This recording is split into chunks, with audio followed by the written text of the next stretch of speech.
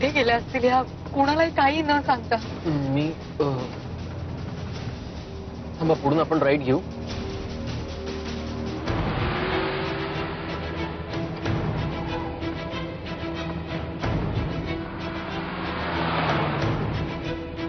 भाऊजी, एक मिनिट, मंजुषा ताईच दिसतं वाटतं.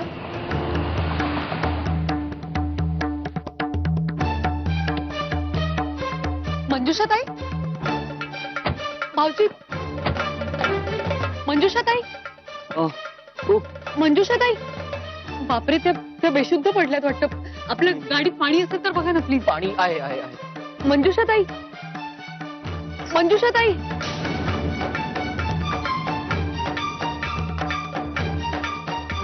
मंजुषा ताई.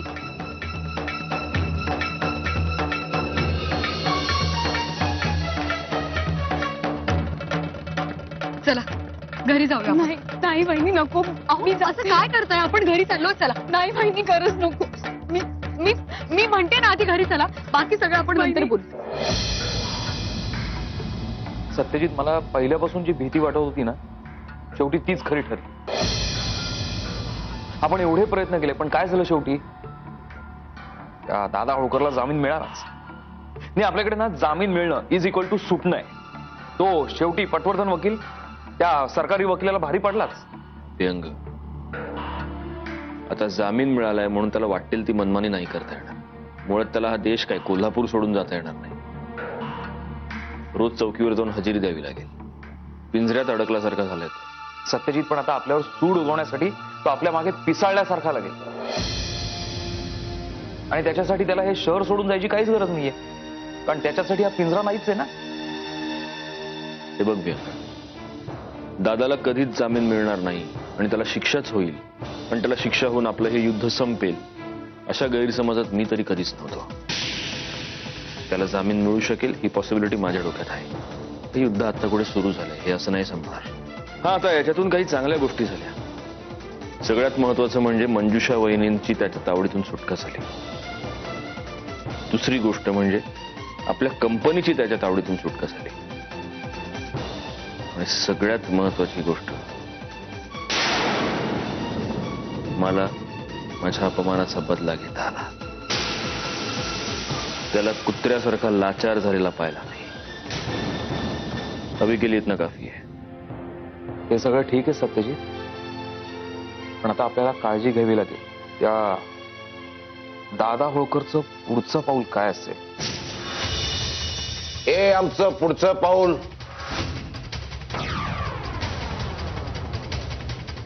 धन्यवाद मुधोळकर साहेब, धन्यवाद. आम्हाला आमचे जुने दिवस दाखवल्याबद्दल धन्यवाद. 2 days in jail, very nostalgic. White collar झाल्यापासून विसरलो होतो, परत ते दिवस दिल्याबद्दल धन्यवाद पुन्हा एकदा. तुम्हाला काय वाटलं? एक पिंजरा आणला, त्या दादा होळकरला टाकला म्हणजे सुटलात तुम्ही? एवढं सोपं आहे? आता युद्ध होणार, महायुद्ध. सत्यजित मुधोळकर वर्सेस दादासाहेब होळकर. आणि हे युद्ध तेव्हाच संपले तेव्हा एक तर तुम्ही तरी मरा, नाही तर मी तरी मरेन.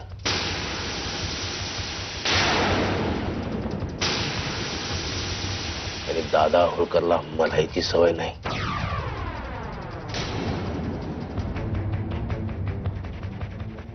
वन मोर थिंग, खबरा काढण्यासाठी तुम्ही आमच्याकडे एक पिल्लू पाठवलं होतं. माफ करा, त्याला आम्ही तेव्हाच नरकात पाठवलं.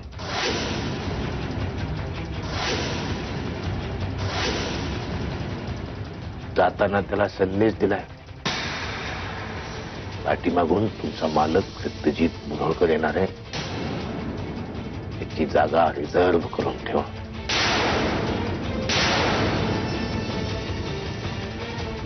युसो, टेक केअर.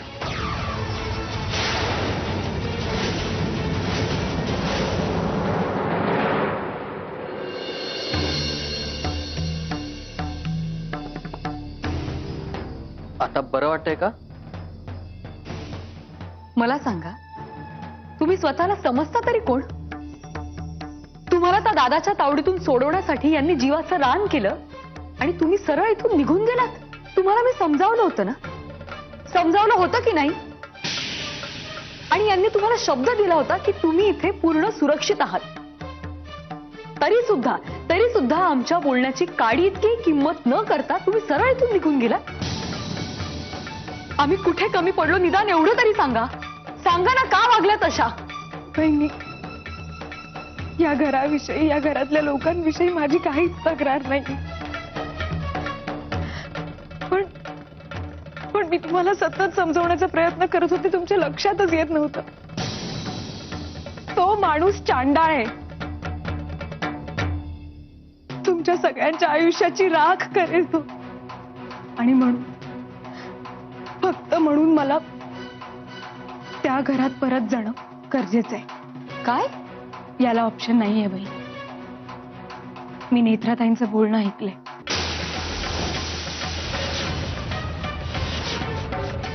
हे जामिनावर सुटण्याचा प्रयत्न करतात आणि मला माहिती आहे, माझी खात्री आहे की काहीही करून ते जामिनावर सुटणार आणि परत एकदा माझ्यामुळे हे कुटुंब संकटात येणार. नेत्रा,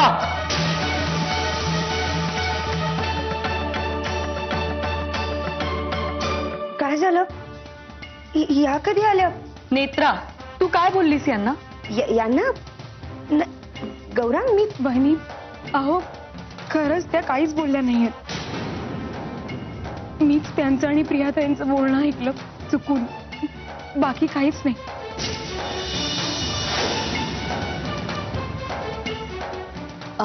मीरा, जी ताईसे, मीरा यांना रूम मध्ये घेऊन जा आणि थोडा वेळ बस त्यांच्यासोबत, काही लागलं तर. होय ताईचे, चल.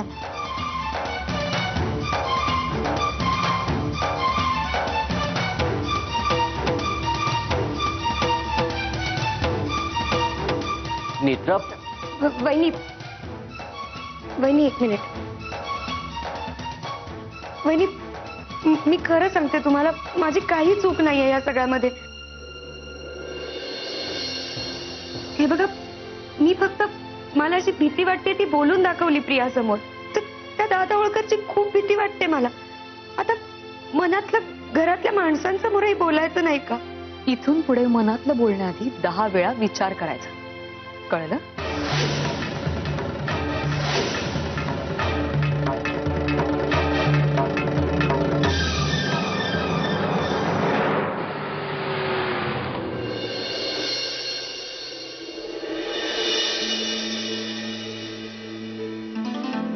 काय चाललंय तुझं? अहो मी फक्त, तू त्या मंजुषा वहिनींना शोधायलाच घराच्या बाहेर का पडली होतीस? अहो मी गेले कारण मंजिरी, तुला लाख वेळा सांगितलं ही अशी धावपळ करायची नाही. गौरांग गेला असता, घरातलं कोणीही गेलं असतं, तू का? माझ्या कुठल्याच गोष्टीकडे लक्ष द्यायचं नाही, ठार दुर्लक्ष करायचं, हेच ठरवलंयस का तू? अहो प्लीज एक मिनिट, तुम्ही आधी शांत तर व्हा. मला काय म्हणायचं ते ऐकून तरी घ्या. काय ऐकून घ्यायचं तुझं? तू माझं काय ऐकतेस? मी तुमच्या शब्दाबाहेर नाहीये. माझ्या शब्दाबाहेर नाहीस, मग आता इथे किचन मध्ये काय करतेस तू? कानी कपाळी ओरडून सांगितलंय तुला की तू किचन मध्ये यायचं नाहीस, किचन मधली कामं करायची नाहीस, मग आता तू किचन मध्ये काय करतेस?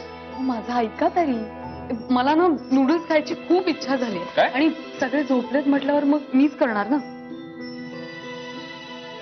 अहो काय करताय तुम्ही? प्लीज करू द्या ना. काजू, अहो काजू,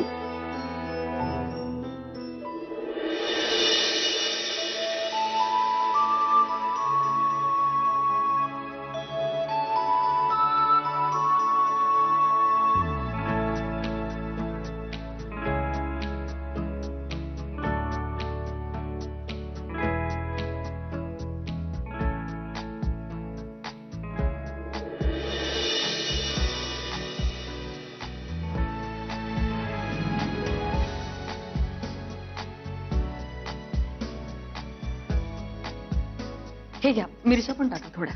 नूडल्स मध्ये पण मिरच्या? अहो टाका ना प्लीज, घ्या. अहो द्या इकडे.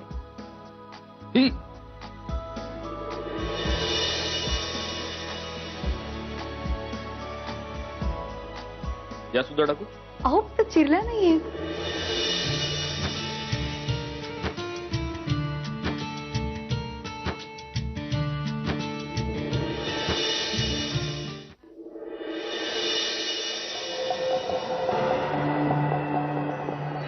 प्रिया झोपली आहेस का? नाही. बोल. प्रिया तू काय विचार केलायस? म्हणजे मी तुला जो प्लॅन सांगितला होता तुझ्या आणि दादांच्या व्हिडिओ बद्दल, त्याच्याबद्दल काय विचार केलायस तू? हा विचार.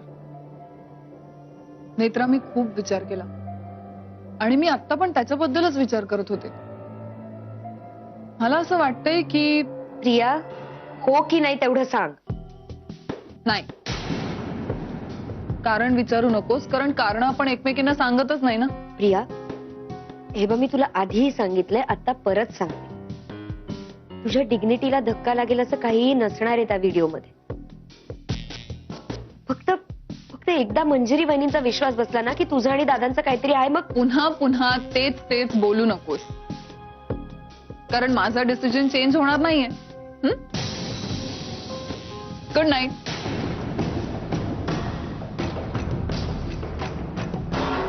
तू सांगितलंस आणि मी ऐकलं.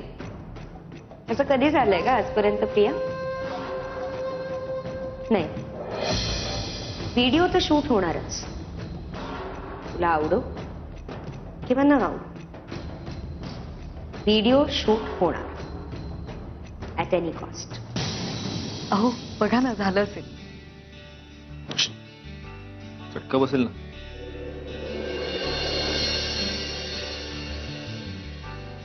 मस्त झालंय.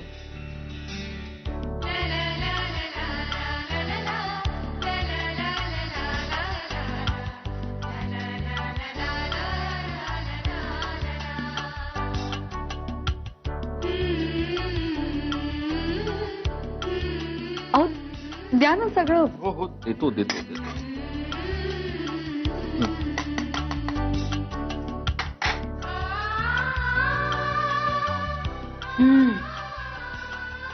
म्हणजे हेही असतं.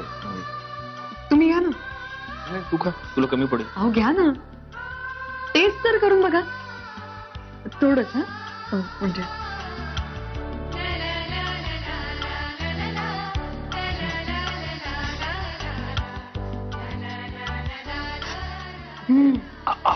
अगं केवढं तिखट आहे. पाणी पाणी.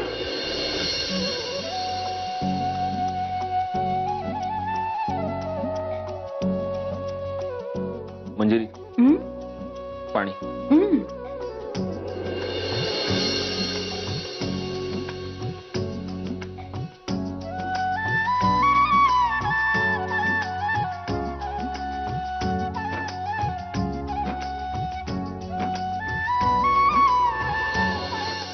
दोन प्लेट तिखट मिसळ खाल्लेस, आता गपचूप दही खा. पोरी म्हणजे तिखट खावंच वाटते तुला?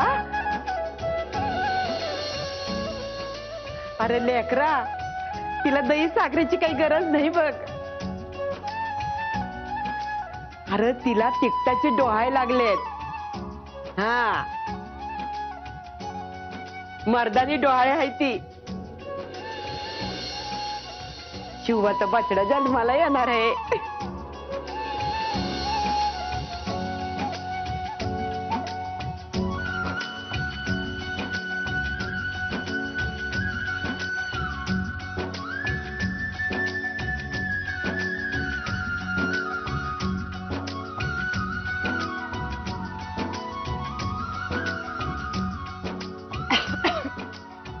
मंजिरी खा अजून मिरच्या. तोंड उघड, चल पाणी घे.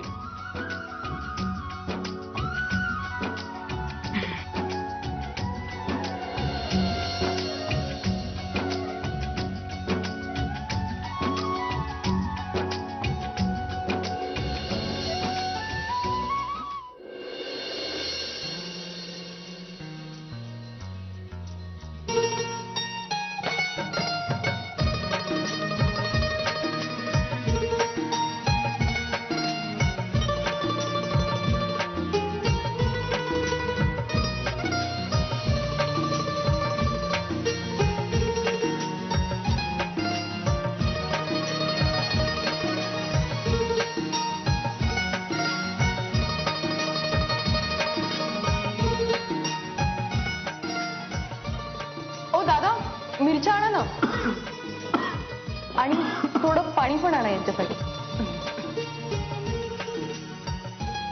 तुम्ही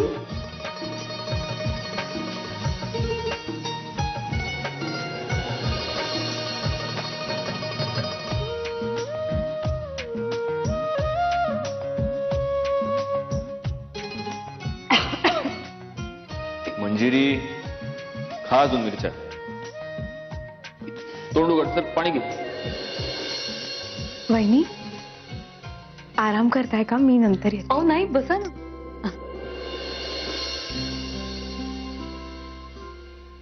आणि आरामाचं म्हणाल तर मी दिवसभर आरामच करत असते, त्याचं काय नाही एवढं. तुम्ही सांगा ना, तुम्हाला काही अडचण तर नाही ना? आता बरं वाटतंय ना या घरात? हो पण काय झालंय? हे बघा, कुठलीही अडचण असेल तर कुठलाही संकोच न करता मला सांगा प्लीज. नाही वहिनी, तसं काहीच नाही.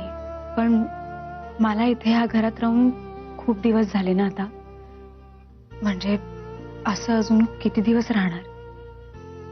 नाही म्हणजे सत्यजित भाऊंनी जन्माचे उपकार केलेत माझ्यावर, पण म्हणून असं किती दिवस का कोण जाणे. पण ही गोष्ट सारखी सळतीये कुठेतरी मनात. मंजुषाताई, अहो तुम्ही या घरात. नाही वहिनी, तुम्ही गैरसमज करून घेऊ नका प्लीज. पण माझी तगमग समजून घ्या. अजून मी अशी किती दिवस या घरात राहणार? प्लीज, मी काय बोलते ते कळतंय ना तुम्हाला?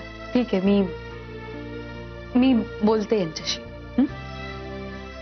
पण निदान आता तरी तुम्ही या सगळ्याचा विचार करणं सोडून द्या प्लीज.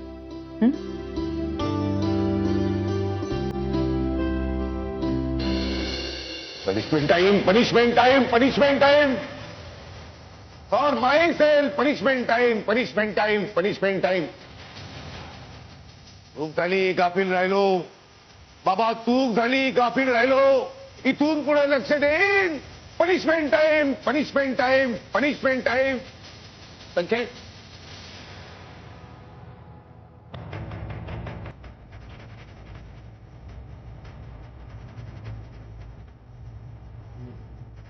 मुधोळकर आमच्या डोक्यावर बसला, आमचा आनंद हिरावून घेतला. मुधोळकर आमच्या डोक्यावर बसला, आमचा आनंद हिरावून घेतला. मग मी कसा गप्प राहीन? Punishment time, punishment time, punishment time. शिक्षा होणार, शिक्षा होणार. मुधोळकर, तुला शिक्षा होणार. आता तुझ्या घरात बाळ येणार आणि त्या बाळाला मारून टाकणार. बाळाला मारल्यावर त्याची आई कशी जिवंत राहील? तर punishment time, punishment time, punishment time.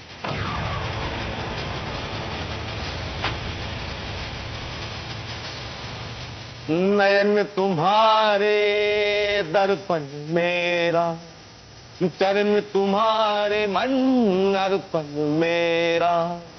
अब तो दर्शन दे दो बाबा, अब तो दर्शन दे दो बाबा. Punishment time, punishment time, punishment time. For myself it is punishment time.